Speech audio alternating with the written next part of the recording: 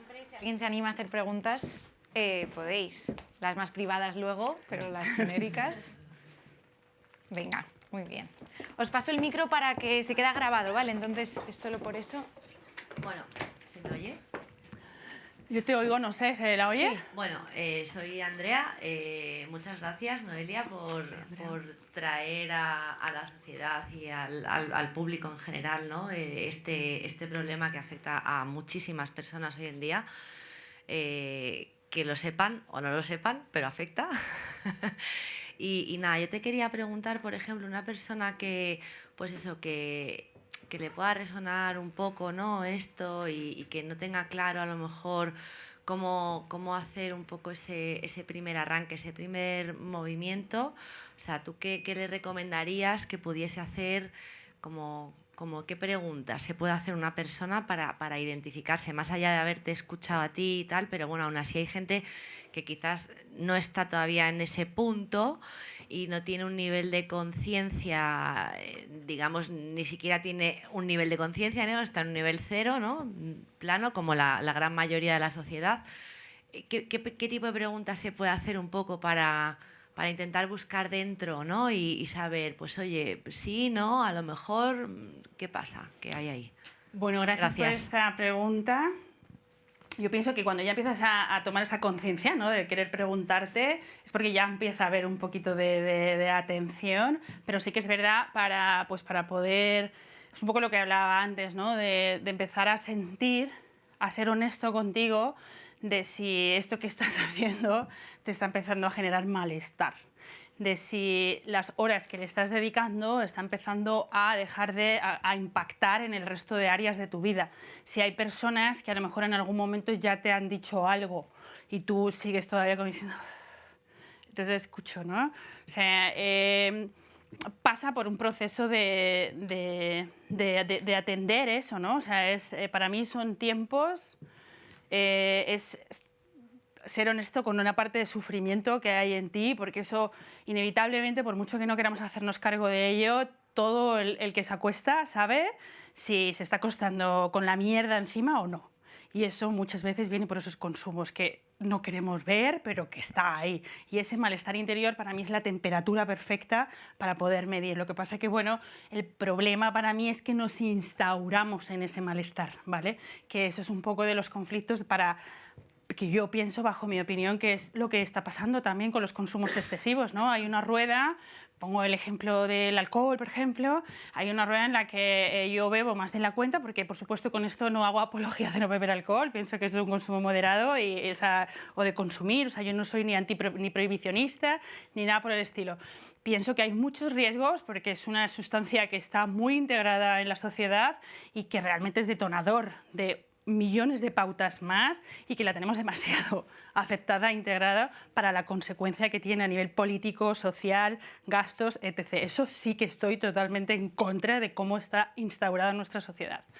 Ojalá pudiéramos hacer uno moderado. ¿Qué pasa? Que muchas personas beben el binge drinking, ¿no? Famoso cuando eres adolescente, cuando no eres tanto, y al final entras en un ciclo, ¿no? Es como yo estoy agobiado, estoy estresado porque llevo una vida de mierda, o lo que sea, no de mierda, pero que no quiero yo poner mucha atención a lo que hago, me pillo el pedo, me viene bien porque he liberado, luego de repente ya tengo el resacón, que mal, no quiero, pero como yo no quiero sostener tampoco el problema que tenía anterior con la resaca, lo siguiente que vuelvo a hacer es volver a beber, porque es al final lo que me sacia en ese momento, la complejidad del problema que tenía anteriormente, y esto por supuesto no hace falta sumar mucho, que amplía el problema anterior.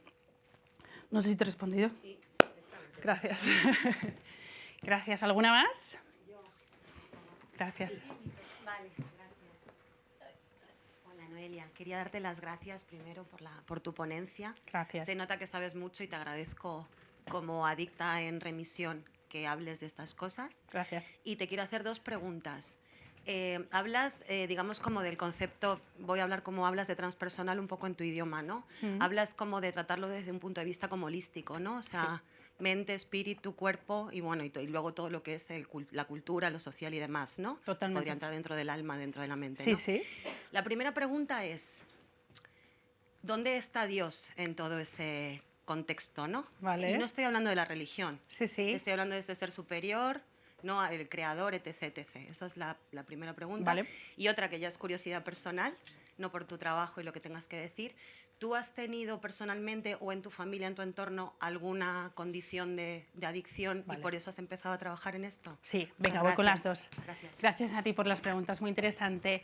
Bueno, la parte de ese poder superior, como ponía en la diapositiva, la parte espiritual, esa confianza en que hay algo mayor que nosotros, que digamos que de alguna manera, para mí, como lo concibo yo, ¿vale?, es esa identificar con algo más, ¿vale?, no estar en el yo y soltar control. Quiere decir que no estoy yo siempre pensando en que tengo las herramientas para hacerlo todo bien y que yo sé cómo voy a salir de esto y que yo sé cómo voy a hacer de lo otro. Es como confiar en algo mayor que nosotros, que nos está ayudando aquí a tomar las decisiones sanas y actuar por ese sano juicio que nosotros no podemos hacer. Está claro que esto puede crear una dimensión religiosa, porque estamos como muy acostumbrados a hablar de Dios y rezar, que también la oración entra dentro de este discurso con ese poder superior, pero es como derribar barreras mentales para mí. Yo cuando me inicié, que también he ido a los grupos que se habla mucho de esto, ahora os cuento más, era una cosa que a mí me explotaba un poco la cabeza, pero solamente por escuchar Dios, porque yo ya tenía esa conexión antes a nivel espiritual desde hace 10 años por lo menos que llevo meditando, que hablaba de Buda, que me iba a retiros a no sé dónde, que hablaba de deidades y todo eso. Es como que el budismo maravilloso, tenemos todo ok, pero luego nos hablan de Dios, es como, pero. Entonces, bueno, para mí fue ese confiar. Muchas veces también hay muchas personas que me dicen, yo es que claro, yo soy totalmente no creo, pero sí que de repente te dicen, sí, la verdad es que hay ocasiones en las que siento que mi madre cuando falleció está ahí para mí, ¿sabes? Siento que hay algo ahí, ese alma, ese espíritu, algo, que sea lo que sea, nos lo quedamos para que nos ayude. Es una fe, ¿no? Es para que nos ayude a sobrellevar muchas veces unas cargas que nosotros mismos, por nosotros solos, es que no podemos gestionar. Esa es mi visión del poder superior, que además puede ser, lo que digo, puede estar representado para cada uno como quiera. O sea, el poder superior puede ser las conversaciones con su amigo cuando habla tal, o pues una figura o un dios como tal, religioso. Es que puede ser muchísimas cosas, pero contestado para mí es eso, es confiar en algo más grande que yo. Y luego la parte mía, personal, sí, yo he pasado la enfermedad, puedo decir, porque he estado desde los 13 años consumiendo y eso, claro, hace que pues cuando los cerebros adolescentes consumen de forma repetida, tienen muchísima más probabilidad de que esa neuroadaptación se joda al principio y que ya luego se tenga menos revertimiento. Por eso también es tan grave, ¿no? Realmente que empecemos a consumir desde tan temprano. He tenido problemas en mi familia y sí que es verdad que yo, pues digamos que para mí un poco el core en esta identificación, que gracias también por identificarte tú, pasa por una edad más o menos de los 25 a los 35, yo ahora tengo 42, en los que mis consumos, que era pues la noche, ¿sabes? O sea, cosa que nosotros tenemos. O bueno, yo siempre he dicho que todo el mundo, pues habrá otros que no sean así, ¿no? Pero mi mundo era todo el mundo, ¿sabes? Yo desde jovencita, todo el mundo nos poníamos ciegos, salíamos un montón y eso era fin de semana, fin de semana, fin de semana, fin de semana. ¿Dónde a mí se me liaron un poco los cables? A los 27 años así, viviendo en Londres, que estuve ayer viviendo 3 años, yo me fui allí para dejar de consumir. Nada que ver, o sea, todo lo contrario. Yo dije, ay, madre mía, aquí lo que hay. Pues un poco eso también pues, nos da esas informaciones, ¿no? De lo que nos pasa cuando estamos en ese activo, que digamos. Ahí desarrollé un trastorno de la conducta alimentaria de atracón y vómito. Y eso lo estuve manteniendo en silencio durante 5 años, mientras que consumía, etc. Claro, todo esto que os he hablado, yo obviamente ahí no tenía ni idea de lo que me pasaba, pero lo que sí que sabía era que yo quería hacer una cosa y hacía siempre lo contrario, que yo quería parar de hacer algo y no tenía fin, que mi ingobernabilidad de vida no solamente estaba afectando a mí, sino que estaba afectando a mi entorno, a mis relaciones, a mi manera de gestionar los problemas, el trabajo, la compulsividad en un montón de áreas más. Entonces, claro, ¿qué pasa? Que es que hay muchas personas que se instauran ahí Yo, por suerte, me alegro muchísimo y eso me lo agradezco continuamente. Soy una persona que me he puesto en tratamiento, digamos, desde muy jovencita. Yo voy a terapia desde los 20 y pico años, pero porque yo ya veía que a mí me estaban pasando cosas que no entendía. Digo, ¿pero por qué sufro así? ¿Por qué yo sigo consumiendo y yo no quiero? Y no he parado desde entonces de formarme, o sea, bueno, formarme ya vino después, pero no era un psicólogo este, era el otro, me hacía esta terapia, me hacía la otra. Eso sí, cometí el error de nunca en esos 10 años hacer una terapia específica con un profesional de adicciones.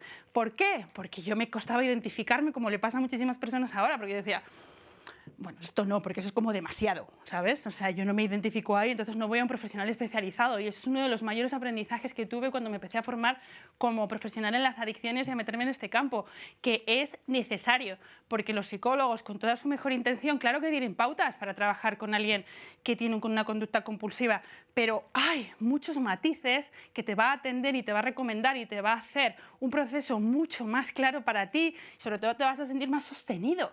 Porque yo muchas veces iba a terapia y decía, Dios, que esto creo que mejor no se lo voy a contar, ¿sabes? Porque va a flipar, ¿sabes?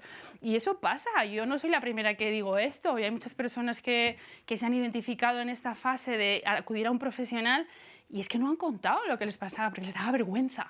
Porque les daba vergüenza reconocer que lo que había ahí era algo mucho más fuerte de lo que suele pasar allá afuera. Entonces, claro, te callas y entonces al final dices, estoy perpetuándolo, ¿no? Entonces, desde ya pienso, y esto es algo que lo digo todo el tiempo, cuando haya problemillas, atenciones, etc., profesionales especializados, porque van a dar muchísima más información. Y bueno, pues a partir de eso, de los 35, creo, yo puse como un poco la atención. Ya me puse en manos de un equipo terapéutico, sobre todo especializado en el TCA, que fue mi primera especialización, pero que a mí ya me ayudó ahí un montón, porque ya era alguien que me entendía.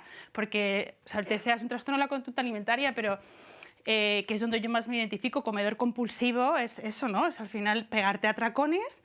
En este caso yo me purgaba después, pero bueno, puede haber un montón de compensaciones detrás, ¿no? Pues ejercicio, un montón de cosas, o simplemente volver a restringirte la comida y no comer nada, o sea, tener épocas que te lo comes todo, otras que no comes nada. Entonces, bueno, a ella pude como tener un tratamiento un poco más cercano a lo que me pasaba. Estuve además como 4 horas a la semana con terapias, iba a un grupo durante 2 años especializado, entonces ya hice un cambio fuerte. Y a raíz de ahí, eso han sido como los últimos 7 años, yo creo, pues ha sido como una curva así, ¿no?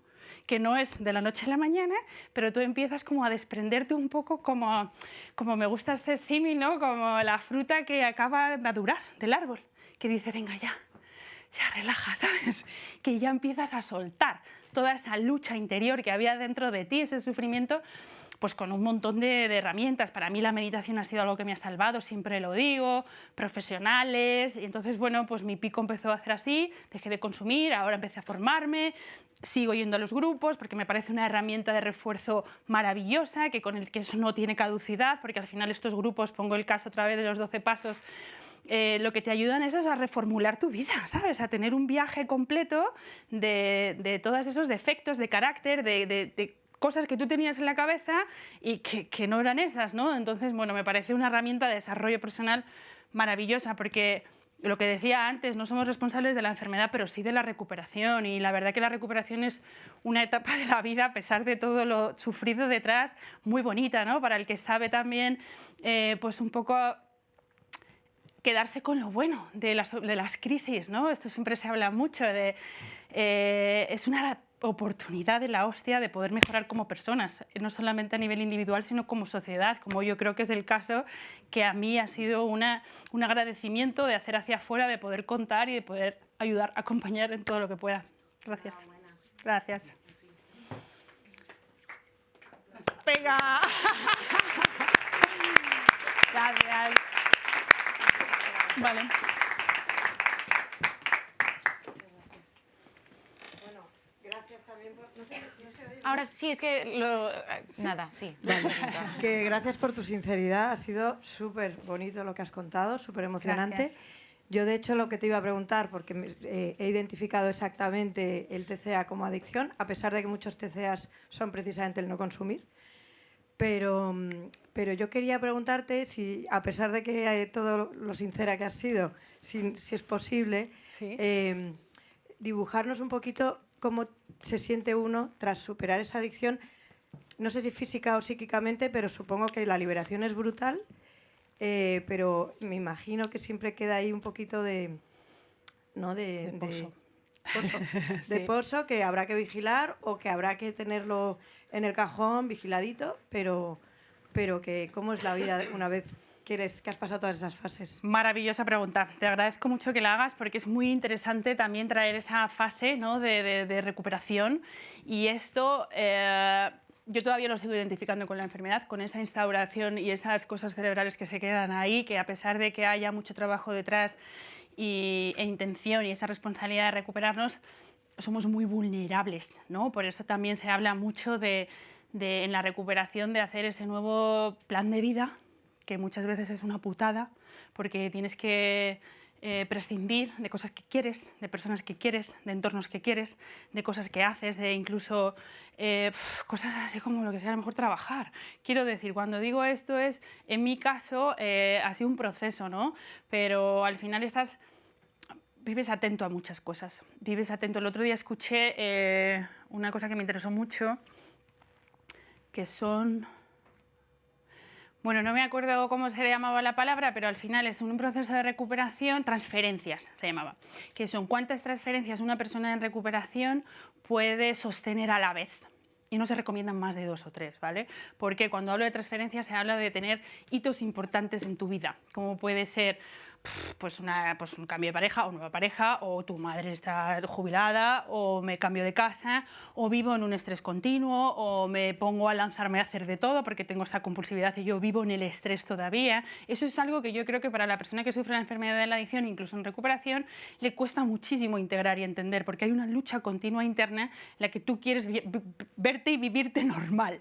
Y es como, sí, yo creo que ya, sí, yo creo que ya. Entonces eso no te lo voy a negar, es un trabajo continuo que muchas veces es como... esto, ¿no? Otra vez. Pero al final convives con ello, ¿no? Yo creo que ya con los años acabas creándote ese círculo seguro, de personas seguras a tu alrededor. Ya tienes mucho más claro identificado cuándo te has metido en un sitio que volvemos a meter la pata una y otra vez, que es como, mira, eso mejor no lo hubiera hecho. Con las conductas compulsivas, yo con la comida es una lucha eterna. Sí que es verdad que tengo una relación mucho más saludable, pero siempre al final te vuelve el pensamiento y dices, entonces, bueno, pues lo relajas, ¿sabes? Yo creo que esto pasa por... Para mí todo tiene recuperación, o sea, no creo para nada que no haya reversión en esto, ni de coña, todo lo contrario, pienso que se recupera, que es uno de los grandes beneficios de esta enfermedad, que sí tiene cura, no como otras, ¿vale? Pero sí que está claro que tienes que estar con mucha atención. Y a lo mejor llega un momento en el que te liberas total de todo, pero siempre, pues por eso digo también que las reuniones son interesantes para poder ir de vez en cuando, porque al final eso tendemos también a confiarnos, como es normal, ¿sabes? A crear una vida, dice mucho que esto es la enfermedad de que se te olvida, que no me sale la palabra. Sí, amnesia y autoengaño, ¿no? Pero yo digo muchas veces, también bien que sea así, ¿no? Porque es que si no, no podríamos vivir en muchas ocasiones, ¿no? Porque estás todo el tiempo como en una fase inicial de recuperación, estás pues totalmente coartado porque no sabes salir, ¿no? Luego empiezas a tener herramientas, hay una fase en la que ya tienes las herramientas y te relacionas con lo nuevo, con dificultades, luego ya estás aquí, estás mucho más relajado, sereno, vives tu vida, pero tienes un poquito de atención y siempre tienes como todos los radares puestos de personas, de situaciones, de broncas, de gestión emocional que tienes que atender, inevitablemente. Gracias, te he respondido. Gracias. Pues otro aplauso, ¿no?